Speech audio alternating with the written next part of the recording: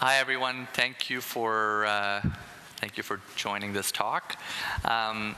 Full disclaimer right at the front, like I'm not a developer, and I'm really just a student of blockchain applications for real estate. So hopefully this is more of a conversation rather than just me speaking for a little while.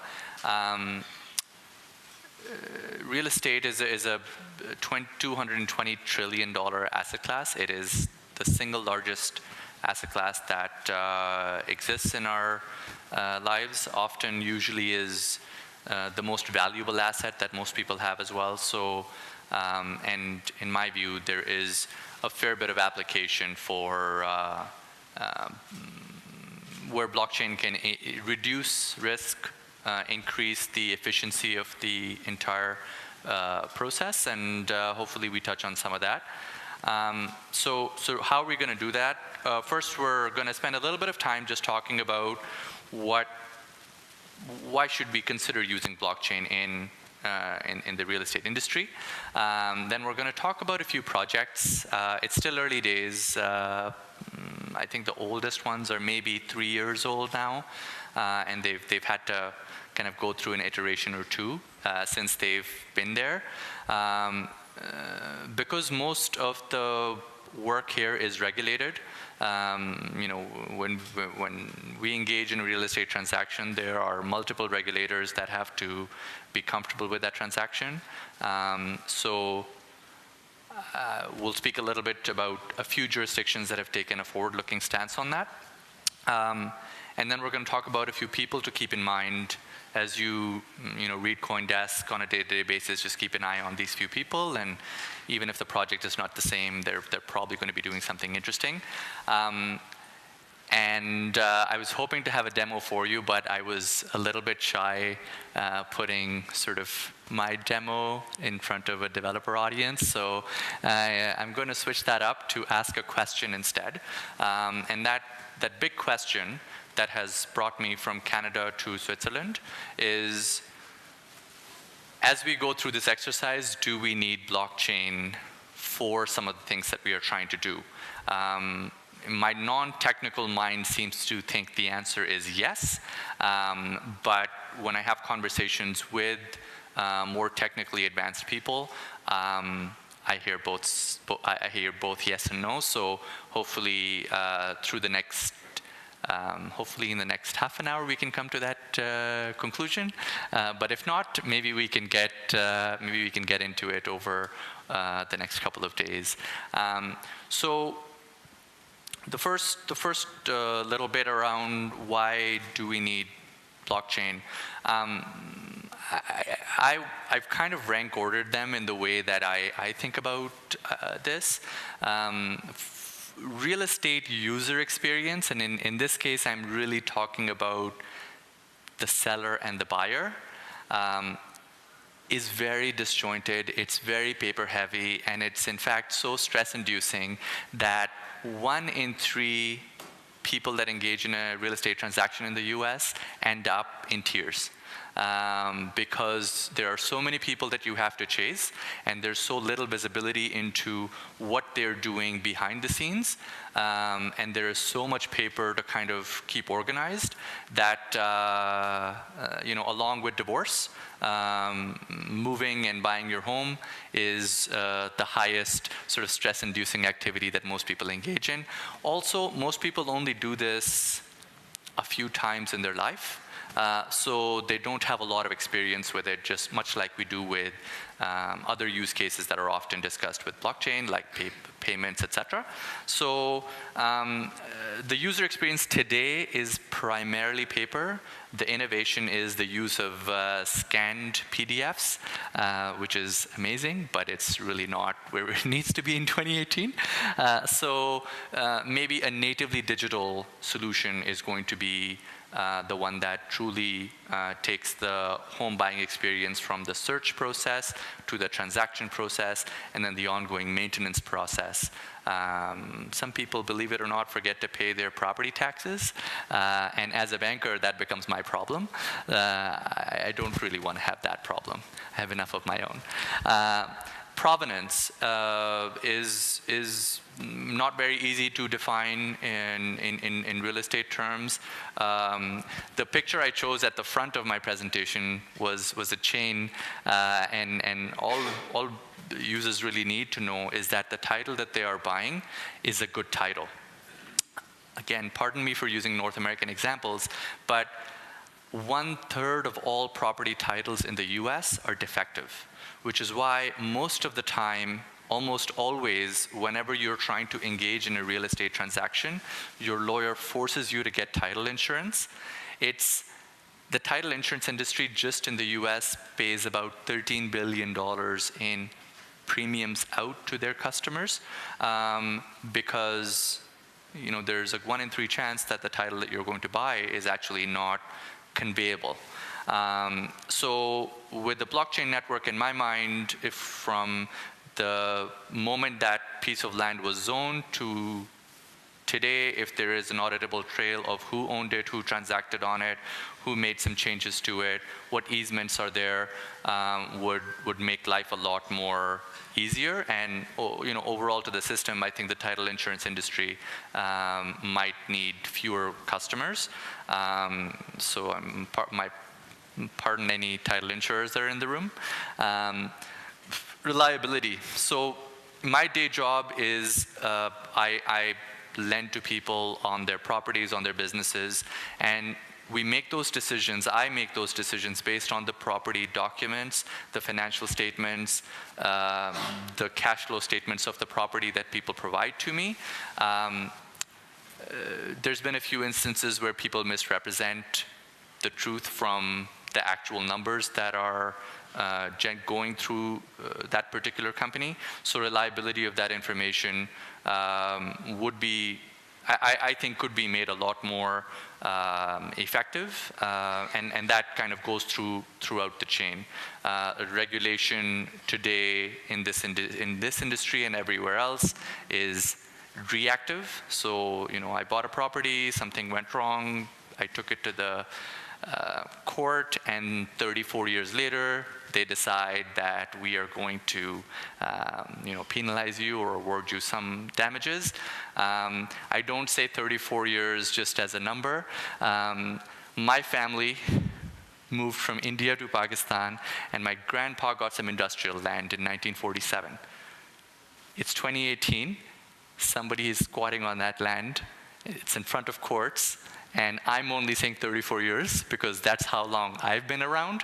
That property has been within the court system. So, and that brings me to the transparency piece. So in today's world, whenever we engage in a conflict situation, and often land is the source of conflict for a lot of families, a lot of businesses, a lot of people, when we go to the court says, okay, Mr. X, please come up with all the information. Ms. Y, please come up with all the evidence that you have. And because we live in a paper and pen format, somebody can add a 0, somebody can make a signature, somebody can change a date, and it becomes a little bit harder. In a world where that entire chain of information and all the changes that are made to it were made on a permission network, it's an open and shut case pretty quickly for the most part. And then in the simple cookie cutter real estate transaction, which is the retail transaction, I buy a condo from you. About 10 different stakeholders have to come into agreement on a single version of the truth. Who owns the property, what the value of the property is, what the loan amount on that property is, where is it registered, all of those things, to be able to get to a single point of truth. So I think the low-hanging fruit in this industry is just to take the paper and organize that in a way so that that is held on a chain, permissioned, I think, most likely, but there are some examples that we will go to that are going into the public blockchain space as well. I want to pause there just for a second and see if anyone has a comment or question, something that is relevant but not yet addressed in why blockchains could be useful. Yes. My question is maybe probably you're going to elaborate on that part, but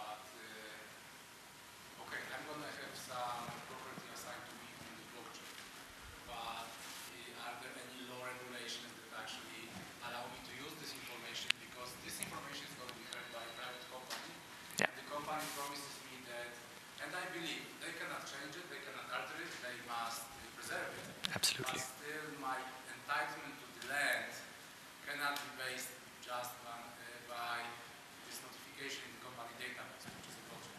Yeah. I'm wondering, is any country right now, do you know of any country having any legal things surrounding it that me having an entry at the blockchain allows me to get this land? Yeah, so we will cover that as we go along, but that is a very important question. How do we make sure, so the question was, if I have a token, or if I have a digital representation of a title that is on a permission network, how do I make sure that it's enforceable in front of a court? It's enforceable through legal means. You had another question? Yeah, I guess I was trying to understand how do you ensure the digital identity coming into this blockchain? So that's a very important question, and that's part of the reason why I think we need permission chains rather than public chains, but that could be just a lack of my understanding. Identity is sort of the bedrock, and there are projects that are working on identity. I think there's one here called Secure Key that is trying to do this in Canada. But if we don't change anything else, if we just keep the process that exists today, you put your driver's license and another government-issued ID as representation of you as you in terms of your transaction. Even if we just took that and we put an encryption on it, SHA-256, and it was on-chain for somebody else to view later on to just confirm that you are who you say you are, I think that is a bit of an improvement on the scanned copy that sticks in my paper file and it's sitting in a lawyer's office. It's a little bit more harder to access. So, absolutely. Why does any of this matter? Like, wouldn't the title and all the records be completely irrelevant the second I go on the blockchain? Now I have my token or security. I'm passing it around. I have this immutable record that can't be hacked. Mm-hmm. So if I establish coming in that token represents that property and that person and everything is locked down 100%, Mm-hmm. why do I care about a title or anything else from that point forward? Well, I guess it goes back to the question the gentleman asked. You want to be able to use that title to be able to get credit. You want to be able to use that title to convey to the next person. You want that title to be legally enforceable just in case I show up and say, hey, that title belongs to me. But isn't that the token now? Haven't I basically transformed that token into effectively everything that used to be a real estate transaction?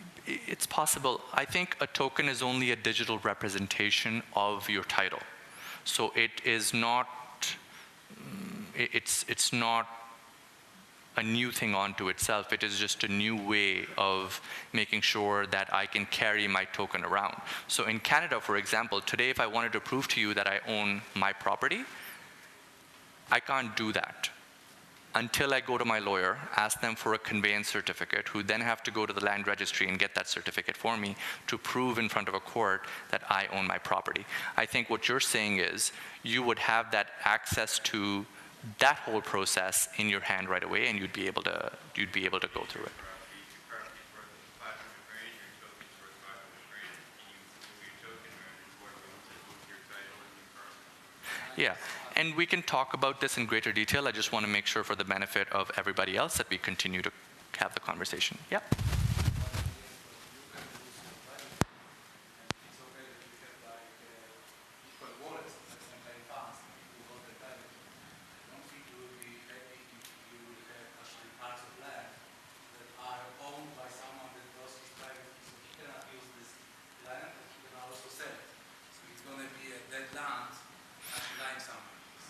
That's why you should have a way of recovering this token if you actually lose it based on some other entity. So rehypothecation, I think, is a concept that often is used in the digital asset space when I get access to somebody else's wallet and I can use it as them. In this case, we want to try and put some safeguards in place so that people are not able to do that. So We're going to talk a little bit now about some of the projects that have been in this space over the last little while and what they've been able to do. It's still very early stages. So Chromaway is a company out of Sweden, and they are working with a large number of public and private enterprises. The most interesting project that they worked on was with the Land Registry in Sweden. I cannot pronounce it, but basically what they're trying to do is to test whether the current way of putting titles on, so titles went from paper registers to relational databases, and now they're trying to test using Chroma-based technology to figure out whether they can go on a blockchain-based network. As far as I know, Sweden has not changed any laws, but they are making some progress in that direction because the operational efficiency that comes from not having physical paper in the process is a lot better. So it goes down from about, based on the report that they put out, the intake time goes from about 4 hours to less than 5 minutes. So there's a lot of value saved there. The second one is called Propy. Anyone heard about Propy? So Propy is, there's one. Propy is a real estate developer who went into the blockchain space in about 2014.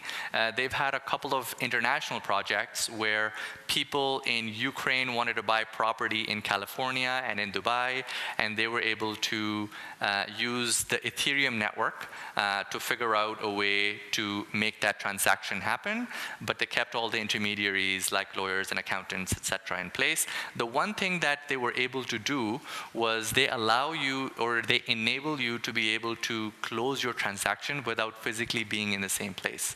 And that's really important because about 3 weeks ago, my parents had to travel from Ghana to Canada to sign a few pieces of paper to be able to take possession of a property. Not ideal, certainly should not be happening in 2018, but because the law requires people to be in person in front of their lawyer, that's what they have to do today. Meridio is the consensus project. They had been in, they are one of the earliest since 2014 in this space as well. They worked with the Dubai Land Registry. The UAE made a famous claim in 2016 that all of their public expenditure and all of their public money that is going to come in is going to be on blockchain by 2020. They tried a proof of concept with their land registry, so they want to take a piece of land that is desert all the way to building and then transacting, that building transacting as well. It went into proof of concept. I'm not sure if it went much further than that. It's a lot harder to do. It's easier to make the claim. SafeChain is the company that working with the Ohio counties, Franklin County in Ohio, they have passed some laws. They've passed some laws that allow people to be able to use a blockchain signature and a blockchain record instead as equal to a record in their land registry, and a blockchain-based digital signature to be as equal as a wet signature. So, you know, of all the places in the world, on a day-to-day basis, when you read CoinDesk, you see that the SEC is doing this and the SEC is doing that in terms of the cryptocurrency space. But as a general sort of, and you know, my next slide is talking about a few countries, the US is definitely more progressive when it comes to distributed ledger rather than Harbor is a compliance protocol. So when all these 10 people are coming together and following all the regulated processes, a lot of rules have to be taken into consideration. Is this person a resident of Canada? Have they paid their taxes? Are they allowed to transact between this and this person? Harbor has set up a compliance protocol which allows them to make sure that they can check all the rules that exist. They have just released their protocol literally like last week. So I'm not sure if they've got a lot of use case or a lot of test cases on that, but most of the based on their their CEO's interview. Most of their work is happening in the real estate space as well. And then DeSoto. DeSoto is led by Patrick Bryan, who was formerly the CEO of Overstock.com, and Hernando DeSoto, who is a development economist. Hernando DeSoto and many development economists say that the reason the West created a lot more wealth in the last, let's give it 100 or so years, versus the developing world was because they had secure and enforceable property titles. People were able to take their title, put it up as collateral, and build companies or whatever else they wanted to. That did not exist in most of the developing world. And what Patrick and Hernando are trying to do is to build out a team and work with governments in the developing world to try to put first their ledgers onto a blockchain, then ensure better enforceability on the titles that they have, and then so on to create that future network. So they have not put out any public information about what countries or which governments they're actually working with. But just given the depth of resources that they have and the sort of intellectual power that they come to this with, I think over the next couple of years, we'll probably see them in the news a little bit more. So which countries are doing this? So, well, the US, Switzerland, Sweden, and the UAE. In the US, property titles and land registries are on a county level.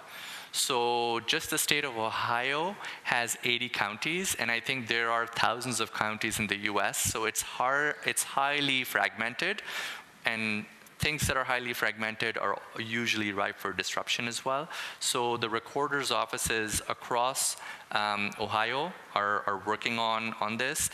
Franklin County is one that has taken a little bit of a lead in that they have a real estate transaction every half an hour. So the speed challenge that a lot of projects face, they don't really have that problem. Florida and California, they have bills that are in their state legislatures, but they have not passed them yet. But usually in the US, when one state passes and it kind of starts working, others start to follow pretty quickly as well.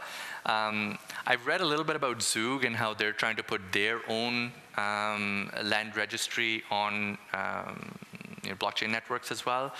It is the sort of Silicon Valley of this asset class, so I think there's more to come there.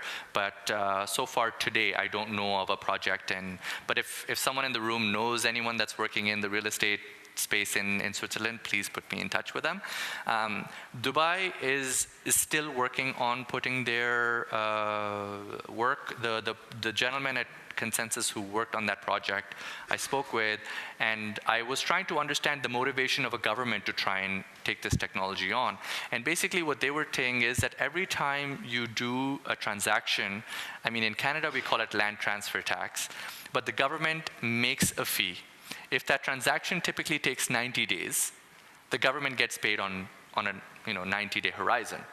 If we can make that transaction close in 9 days, that is a significant improvement on the tax collection for that particular company. Usually Middle Eastern countries have been benefiting from commodities a fair bit. With electric car take-up, that's kind of going a little bit, becoming a little risky, so they're focusing more on these things as well. And, Yeah, I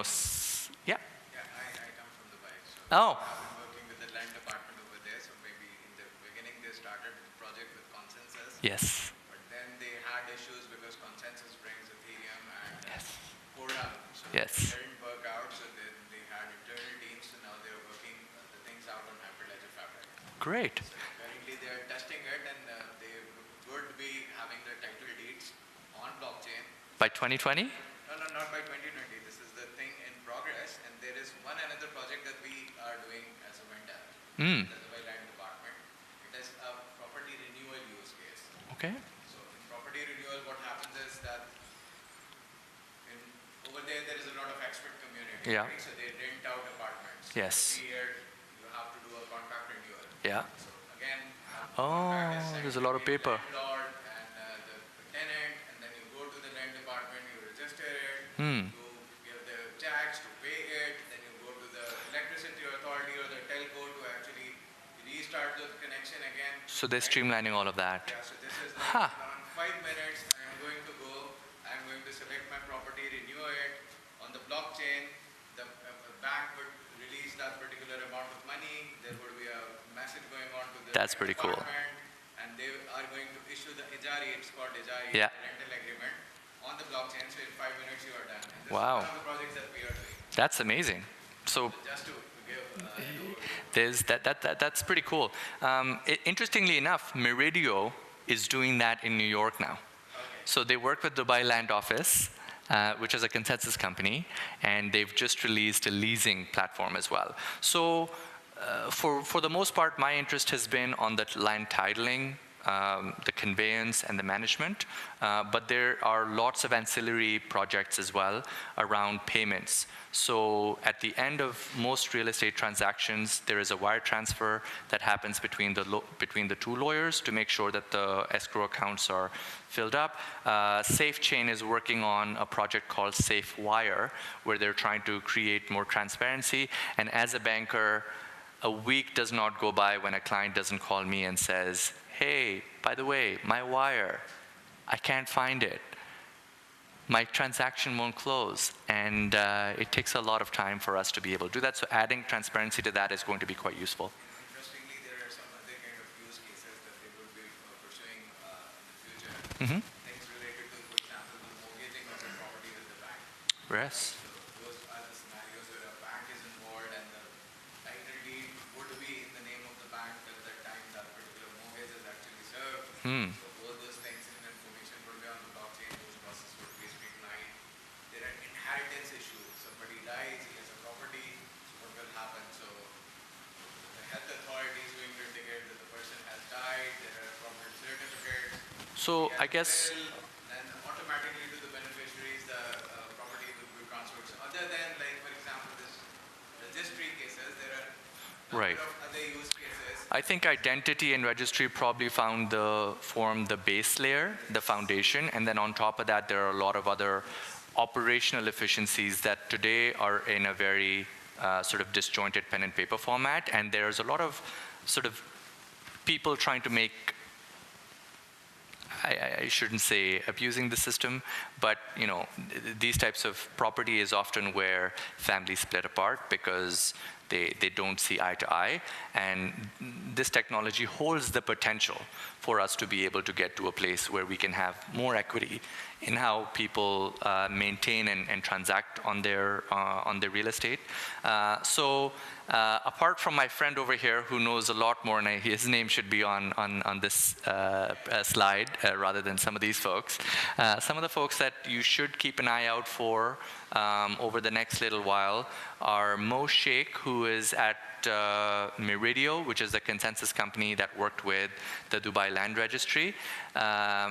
They are, you know, I think all of the leaders in this space, all of the projects in this space are so susceptible to regulatory changes, so susceptible to development of new technology bases, that we may see them stop these projects and start new projects, pivot these projects into completely new, different areas. But there is so much room for disruption. There is so much room for creating operational efficiency and creating a better end user experience. In my mind, the client doesn't care. The client just cares if I'm selling my house, sell it as fast as possible and for the highest price. If I'm buying a house, make sure that my realtor is fantastic, gets me all the bookings I need, and negotiates amazingly on my behalf. Today, that doesn't happen. You're stuck with generally people who are kind of looking out for their own size of the pie, but not the overall equation. So in terms of, I mean, we spoke about Propy and Natalia. She has been in this space. She's been in the real estate space for about 10 years. She's been in blockchain for 2-3 years. Again, using Ethereum and public blockchain. I think the one sort of little issue is that all of these projects, well, with the exception of DeSoto, because I don't really know what they're doing in terms of details, started off with Ethereum. And then they found out that large institutions and public sector organizations weren't quite comfortable with public blockchains. And so now they're having a little bit of an existential crisis to figure out whether they want to stick to their guns and run with the public side, or they need to partner with public, they need to start looking at things like Hyperledger, which allow for digital signatures. I mean, I know for sure, I mean, I've been in this space for a long time. I would not want to sell my house to somebody who was anonymous or even pseudonymous. I wouldn't want to buy it from somebody, because if I, for example, if I didn't know and I sold it to somebody who was heavily involved in money laundering, am I implicated in that situation as well? And really, I don't want to be in that situation. So I think there's probably more opportunity for permission blockchains, at least in the next little while. And sort of like when the internet was, intranets started taking a life of their own, and then eventually, today, we don't really talk about them too much. Can I add something? Sure. I think we should. How in Dubai they are doing the things because they know that a number of government level use cases will come. So citizen ID is the most important thing. If Yeah. you cannot identify a person correctly, Mhm. so you will not be able to execute the use cases. So what they have come up with a smart pass. So this particular smart pass solution, what it does is that I take my national ID, my thumbprint, go to a kiosk, establish myself that, okay, who am I, right? Now, every site using, which is the government site, using the single sign-on, will actually use this kind of identity, right? And now they are doing the changes in the legislation as well, that for certain things, if I sign using my smart pass rather than the physical signature, it would have the equal electronic equivalent. Right. So that's the same thing as your question earlier. So they are identifying the things. First of all, there is a blessing from the government, right? Yeah. Second, like departments like Dubai Land Department, they are actually embarking on the blockchain journey, right? So if a land registry says that, okay, we are putting something on the blockchain, that is much more. Of course, you have a having customer. sense, yeah. And rather than somebody who is saying that, okay, I have a record on the blockchain, but it's not enforceable, because this would be enforceable. And third is, everybody who actually buys, sells, or do whatever, they would come from this ID, which is a digital equivalent. Yeah. And the last is the laws, because they would amend the laws that, okay, if you have signed based on your smart pass, then it is you. Yeah. So, and in a country like Dubai, that's a little bit easier to do than a country like the US, where it goes through a whole process of debate and discussion. Yeah, so how much time do we have? I think it's probably just, no, not at all. I think it's just thoughts, comments, feedback. Anyone have anything interesting to share? Yeah.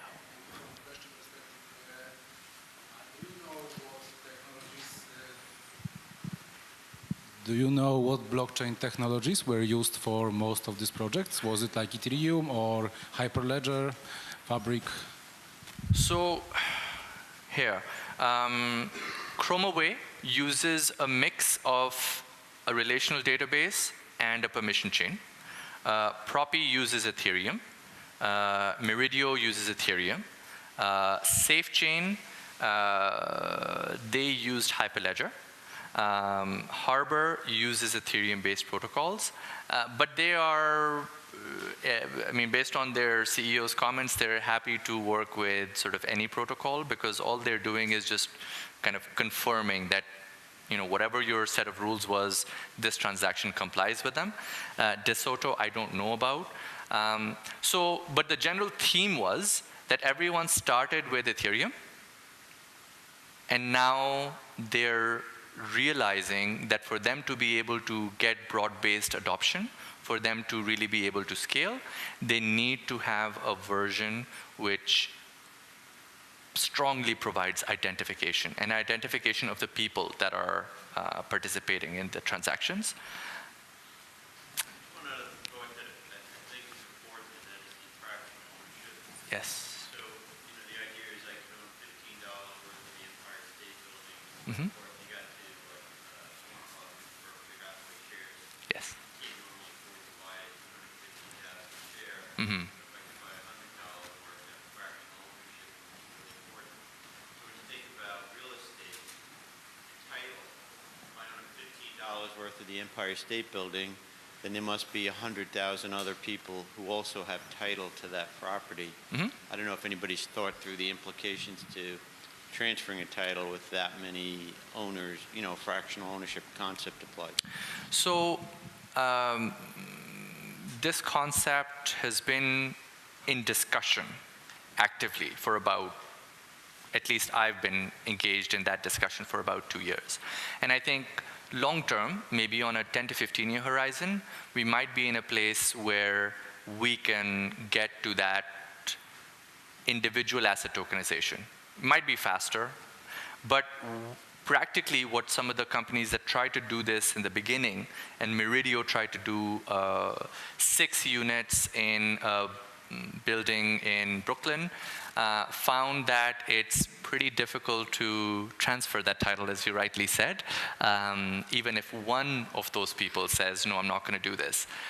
So maybe some set of smart contracts on top of them that says, you know, if 80% of the people agree, then we're able to do that. Today is not possible, might be possible in the future. Practically what Harbor is actually doing right now is that they're trying to tokenize the shares of a company that owns a luxury student residence in South Carolina, I believe. I mean, you have to see pictures of this student residence. It does not look like anything like my student residence looked like. But what they're trying to say is, you know, if I've got shares in a company that owns that asset, I can still provide the dividend, and this one person or you know, anyone can come in and go out through pref shares or preferred shares, but they don't have to be on the title. Now, if I was an investor, I have added one more intermediary when the goal was to try and reduce intermediaries. So in the short run, I don't think there is a good solution for it. In the long run, hopefully in my lifetime, all the real estate assets are tokenized, and so splitting them 35 different ways can be governed through some sort of smart contracts. But because that is a little bit of a foreign concept today, much like email was to my grandfather, you know, the protocols that need to be put in place to make that happen haven't been thought through. But yeah, I mean, in the future, I think if we can kind of create a clean way of executing that, that'll happen. But to my knowledge, I haven't seen that happen today. How are we doing for time? We have, okay. So I guess we have time for one more question or comment. Okay, well, you know, again, thank you so much for sitting through an afternoon session. They're tough, I know, and the content is a little dry, but there's a lot of value here. I think the fact that you're in this room says that you have an interest in real estate and blockchain applications. In my view, this is the one industry that is low-hanging fruit for this type of technology. Me being here, traveling from Canada to Switzerland is a declaration of my sort of commitment to this industry.